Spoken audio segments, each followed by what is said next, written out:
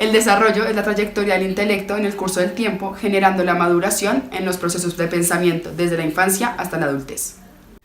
Asimismo, el desarrollo es la aparición de nuevas conductas más avanzadas. Como se muestra en la foto, es un círculo que relaciona al infante con el entorno. En cuanto al niño, autoconocimiento, percepción y continuidad es la forma como se genera la identidad, cuya finalidad es contar una historia. Con respecto a la familia, se puede decir que es el núcleo fundamental de socialización del infante. Siendo los cuidadores, no necesariamente los padres, la forma como el niño, a través de la imitación, descubre su cuerpo. El mejor método para enseñarle a mis hijos que están equivocados es el diálogo. Y también yo he utilizado una técnica que me ha dado como resultado, que es escribirles una carta para hacerlos reflexionar sobre lo que no está bien y de pronto ponerlos a pensar para que cambien un poco. La crianza de los hijos es pues, no como a la antigüedad como nos criaron a uno, porque a uno los criaron fue dándole rejo, de todo. Entonces, hoy en día para criar un niño es con buenos valores y decirle las cosas. Y pues, si no entiende, no hacen caso, pues se le castiga con otra forma, no a correa o a chancletazos o en esos castigos que los castigaron a uno antiguamente. Yo diría que la forma de criar al niño de hoy en día es quitándole cosas. Le gusta el computador, o le gusta la televisión, o le gusta el fútbol, se castigaría de esa forma. Método para indicarle a los niños que están mal, o pues a mi hijo, ha sido a través de el amor. Todo con él lo he manejado a través de ese sentimiento lindo que tenemos como madres hacia nuestros nenes. Pues inculcándoles los valores, los principios, que es algo que realmente veo que en esta generación ya no lo tienen como tan en cuenta, pero sí es importante que los principios se mantengan y los valores y las creencias en cualquier cosa que sea superior, pero deben tener como fe en algo. Pues eso sí sería pues como más o menos nos crearon a nosotros, o sea, respeto, porque hoy en día, la verdad, hoy en día no respeta nadie a nadie. Que uno dice, no, pero la gente debería respetar a los demás.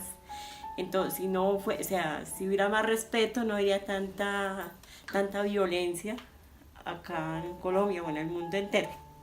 Sería eso. Digamos que de la manera que trato como de que él entienda que debemos respetar al otro, igual, con diálogo y de pronto a través de ejemplos de cosas, digamos de acciones puntuales o de circunstancias puntuales que nos hayan pasado en el parque con otros niños. Entonces le muestro que no está adecuado, que no es chévere, que él golpee a otro niño, que él empuje a otro niño, porque luego yo se lo puedo mostrar a él y a él no le va a gustar. Entonces como que lo manejo así. Pues la educación que nos dieron a nosotros fue mucho más estricta, pero de todas maneras a uno le quedan los principios y sobre eso se basa uno también para transmitírselo a los hijos, esperando que la respuesta sea pues más de actualidad, pero que sea favorable y de acuerdo con las buenas costumbres que a uno le inculcaron. Sí, los valores de los antiguos, ese es un buen valor, o sea, respetar a la persona, respetar a los papás, respetar a los abuelitos, respetar a la gente mayor, que a mí me enseñaron eso. Entonces, eso viene siempre pues como en mi casa. Entonces, eso, y yo hasta hoy en día, que tengo 53 años, yo opino lo mismo, que hay que enseñar al niño desde pequeñito a respetar a la gente. Yo crecí en una familia grande con 3 hermanos, 2 hermanos mayores y uno menor que yo era como la mitad. Y el método de mis padres creo que fue un poco equivocado. Si estuvieran acá me estarían pellizcando, pero luego ellos creían que todo se podía solucionar con la correa, con la chancla, con el periódico. Luego me reprendieron muchísimo cuando era pequeña. Todo era a través de violencia, y siento que en este momento estamos en una evolución demasiado amplia para implementar lo mismo que hicieron con uno. Entonces, con mi hijo siempre quiero diferente, siempre quiero cambiar, siempre quiero que él no traiga lo que yo traje. Bueno, yo trabajé toda la vida. Desde que yo me casé estaba trabajando, y estuve trabajando durante casi 40 años. Pero yo creo que el tiempo como tal no es tan importante como la calidad del tiempo que uno comparte con ellos, porque igual los hijos tampoco tienen todo el tiempo para compartir con uno, porque hoy en día ya entran muy pequeños al jardín. Entonces el tiempo que tienen ellos para compartir con uno es tal vez también el que uno tiene para darles a ellos. Entonces la calidad de lo que uno comparta es lo importante. Yo de que yo iba de seguido donde ella, porque ella no se crió conmigo, se crió con mis papás. Entonces yo iba y estaba con ella, y pues la plata, ¿cómo se cuenta? La plata no es todo, toca estar con ellos ahí, sacándolos adelante. Pero si uno no trabaja, ¿cómo hace para educar a un niño? Y depende también de la plata, porque uno sin plata no es nada. Y no puede darle educación, no puede darle comida, no puede darle nada, ni vestuario, nada de eso. Que mi día es un 100%, pero Pablo le dedico el 70%, y hay días que puede ser un 50%. ¿Por qué? Porque desde que él nació hice a un lado todas mis actividades. Gracias a Dios, económicamente tuve la facilidad de hacerlo, no dependía de eso. Entonces pude hacer como a un lado de lo que estaba trabajando en ese momento, parar, por decirlo así, y dedicarle a él mi 100%. Pero Pablo, hasta hace un año que entró al jardín, en febrero de este año que está terminando, es que nos partimos. O sea, él empezó a ir a sus actividades al jardín 4 horas, yo empecé a tener más tiempo para mí, pero de todas maneras, y a pesar de que él vaya al jardín, yo trato de dedicarle el 50 al 70% de mi día, de mis 24 horas del día.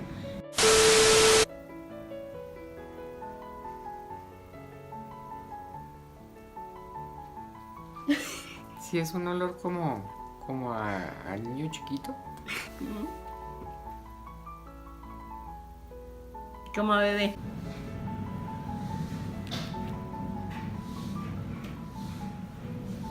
Ay, eso huele a crema de niño. Eso me acuerdo cuando era chiquitita. Huele como a crema número 4.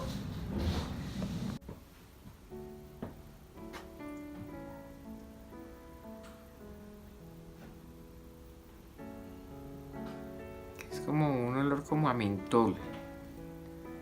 ¿A qué te acuerdas? Pues me acuerdo cuando estaba chiquita que le echaban a uno como mentol en el pecho cuando estaba como con gripa o algo así.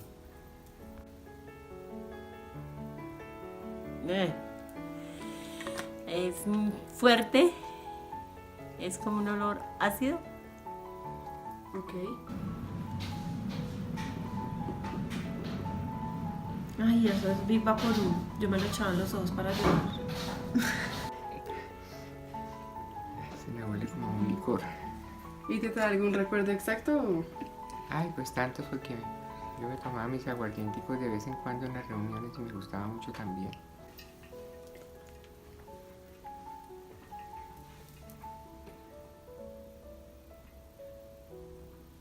Es casi parecido al café. Ok. ¿Y algún recuerdo?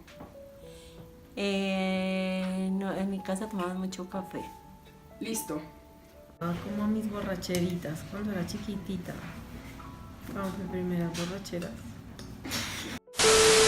El desarrollo es explicado a través de diferentes metamodelos, y a partir del contextual dialéctico se explicarán los procesos cognitivos implicados en la trayectoria del infante. El contextual dialéctico es la actividad del individuo construida a partir del contexto. Ahora bien, según Vygotsky, la persona se construye a partir de la sociedad y la cultura en la que se desarrolla. A través del lenguaje, la percepción y la memoria, los cuidadores afectan implícita o explícitamente el desarrollo del infante a largo o a corto plazo. A partir de las dos teorías planteadas por Stern y por Tomasello, se llega a la conclusión de que el niño construye su sentido en sí mismo a partir del ambiente social. La percepción es el proceso por medio del cual el individuo extrae y selecciona información a través de los sentidos para convertirla en una totalidad organizada y dotada de significado. Una de las teorías de la percepción es la teoría asociacionista, en la cual se perciben sensaciones aisladas que el cerebro asocia e integra para obtener la percepción total de un objeto. El sujeto es Un receptor De sensaciones. Ahora bien, la asociación mental es el momento en el cual la conciencia forma las ideas sensoriales, las integra unas con otras y forma estados complejos como la noción de objeto o la noción de la realidad. Otra de las teorías de la percepción es la cognitiva, la cual establece una analogía entre el funcionamiento de la mente y los ordenadores, este siendo un proceso constructivo por parte del sujeto, el cual se basa en un estímulo y respuesta. Es por eso que no es posible entender el desarrollo individual sin referirse a los entornos en los que se produce y a las interacciones entre los diferentes elementos relevantes, es decir, intrapersonales, interpersonales y culturales. Esas teorías se ven evidenciadas en el momento en que la cuidadora necesita la percepción para llevar al niño a una construcción de su propio mundo. Como por ejemplo con la pregunta ¿cómo le enseña a sus hijos sobre el respeto ajeno y propio? Las tres cuidadoras, por medio de la información proveniente del exterior, guían al niño a encontrarle un significado y coherencia a sus acciones en el entorno, transmitiéndole el respeto como un conocimiento individual y colectivo. La memoria codifica, organiza y almacena sucesos pasados que son conscientes en el presente. Esta es una actividad específicamente humana, en cuanto comporta el reconocimiento de la imagen sucedida como pasado. La memoria episódica forma parte de la memoria declarativa y es la recolección consciente del pasado personal funcionando a través de estímulos. Su función es asociativa entre distintas modalidades de información visual, espacial o temporal. Esta se basa en un nivel de conciencia automática de eventos personales descriptivos. Think back, I had a wonderful childhood. These memories are so precious to me.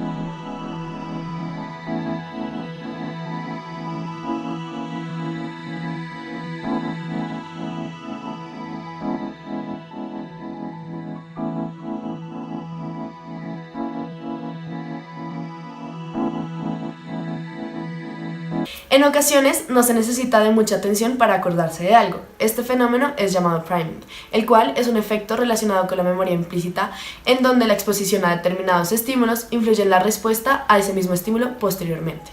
Todo esto se ha implicado en el momento en el que el sujeto experimenta un estímulo, el cual ya ha experimentado con anterioridad, desencadenando así un recuerdo presentado por el mismo estímulo.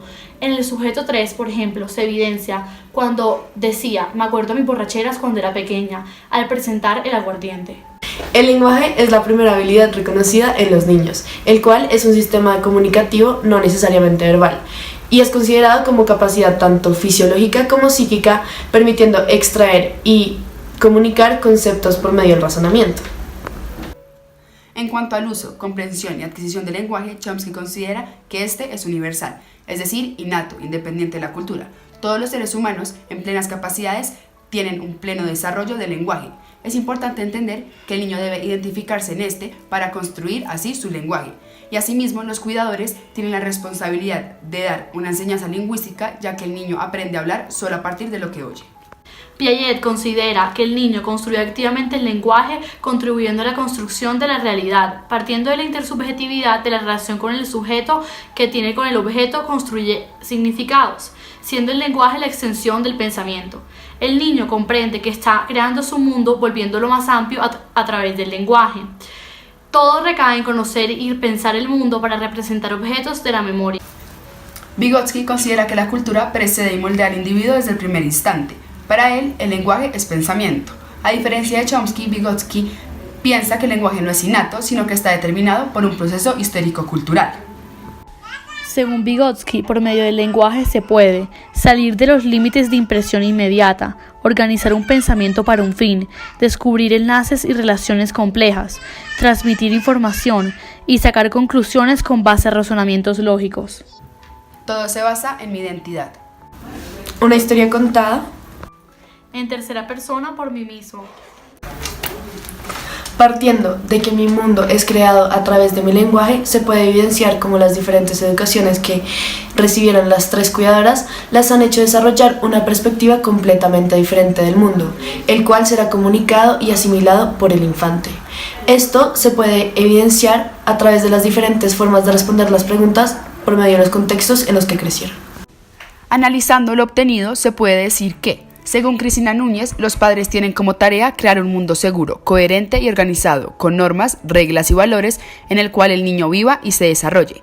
Asimismo, María Aurelia Ramírez considera que los padres contribuyen al desarrollo de los hijos relacionándose con ellos y utilizando estrategias de socialización, prácticas de crianza o estilos educativos. Por otro lado, Rau, Wasserman y Brunelli consideran que las actitudes maternales en las prácticas de crianza son determinantes, pues facilitan el proceso de aculturación. Es importante resaltar que las diferencias entre unos padres y otros en prácticas de crianza se encuentran en el marco de un planteamiento ecológico y sistémico del proceso evolutivo, en donde los determinantes culturales, sociales y familiares moldean los contextos concretos en que los niños se desarrollan y se socializan, es decir, la combinación de influencias configurada por factores relacionados con la cultura, la religión, la etnia y el género, pueden hacer que los padres utilicen prácticas de crianza distintas, tales como la clase social, combinación de elementos, nivel educativo, profesión, nivel de ingresos, calidad de vivienda. El nivel de estudios es el que más ayuda a diferenciar a unos padres de los otros del estilo de crianza. Por otra parte, los padres tradicionales, el nivel de estudio bajo y residen en medio rural. Como tercera tenemos los padres modernos, el nivel de estudio alto y residen en áreas modernas. Y por último, los padres paradójicos, el nivel de estudio bajo y medio y retienen en áreas urbanas y rurales. Hoy en día, la crianza se encuentra atravesada por la perspectiva de derechos, lo cual implica que si bien los niños y adolescentes se encuentran bajo la tutela de sus padres, las prácticas de crianza no pueden vulnerar los derechos legalmente reconocidos. Para Posada, Gómez y Ramírez, el tipo de crianza se encuentra en sintonía con la titularidad de los derechos de los niños y adolescentes, es la crianza humanizada. Esta es un tipo de crianza que no se basa en el autoritarismo y el control coercitivo y que no es proclive al maltrato, sino que se basa en la reafirmación de la voluntad y la capacidad de decisión de los niños y adolescentes. Es decir, que es imprescindible que desde la sociedad y el Estado se reflexione sobre las prácticas de crianza, ya que es prioridad de todos dar respuesta a las necesidades de los niños, motivando el reconocimiento y ejercicio de sus derechos y promoviendo una crianza humanizada.